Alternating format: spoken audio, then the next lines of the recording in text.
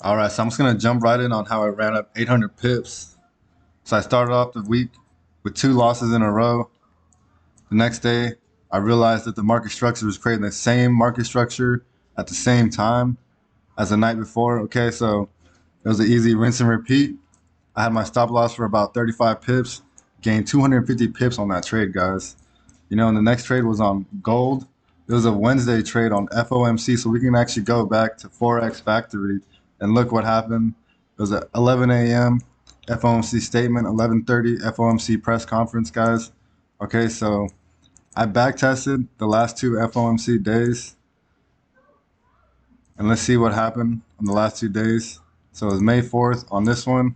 Boom, auto. As you can see, it created a little bullish candle at 11:30, the FOMC press conference. When Powell started speaking, it created a little wick down to retest support to continue back up. Okay, and then we can look over here on March 16th.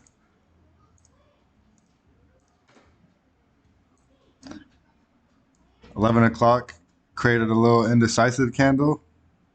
11:30 created a new low to retest resistance or support to continue back up for another 200 pips. Okay.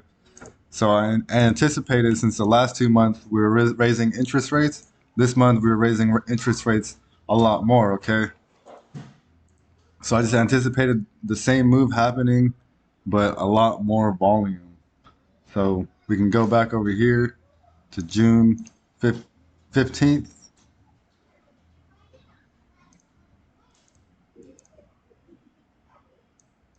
We had a retest on support to continue going up for 200 pips, guys. So my entry was at 1820. My exit was at 1840. I really wanted 1850, but couldn't get greedy with it. 1840 was the one. 200 pips, guys. So pretty much 450 pips out of two trades so far. We can go back to the GJ trade. We could see right here on June 15th, Forex Factory, what I anticipated was some news volume.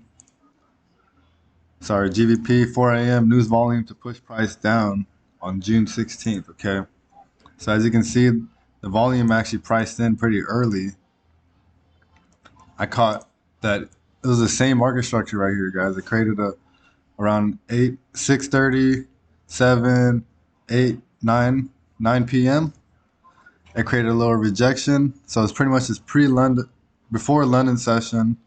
It created a rejection. I put my stop loss above that rejection to continue going up, going down for another 250 pips. So that right there was an easy 600 pip move. And then Friday, I just finished it off with a nice little fundamental. It was JPY monetary policy statement. It was a tentative, so pretty much it could come in at any time of day.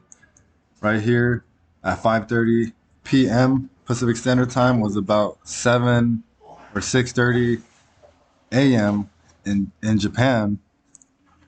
So pretty much I figured the monetary policy statement was going to price in anytime during Asian session or London session.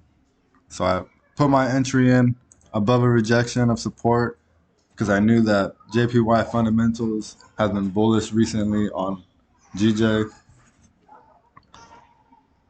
Put my stop loss under support, and it was an easy 150 pip move, guys. So I really just want you guys to pay attention to fundamentals, pay attention to market structure, and pay attention to the overall trend, and then pay attention to what times the volume comes in on what pair you're trading. And that's pretty much an easy 800 pip week right there, guys. And remember, I started off with two losses, so just stay consistent and stay hungry, man.